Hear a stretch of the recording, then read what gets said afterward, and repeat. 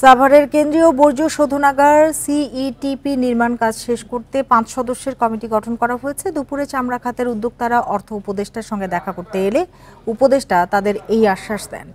উদ্যোক্তারা বলেন, সাভারের হেমায়তপুরে ট্যানারি পল্লীতে কেন্দ্রীয় বর্জ্য শোধনাগার নির্মাণের শেষ না হওয়ায় বৈশ্বিক লেদার ওয়ার্কিং গ্রুপ এর সনদ পাচ্ছে না তারা, যে কারণে ইউরোপ এবং যুক্তরাষ্ট্রে চামড়া রপ্তানি করা সম্ভব হচ্ছে না, কেবল কম দামে চীনে চামড়া বিক্রি করছে।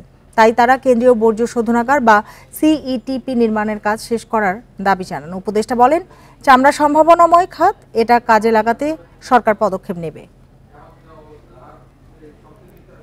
তাদের নানাবিধ সম্ভাবনা আছে, সমস্যা আছে।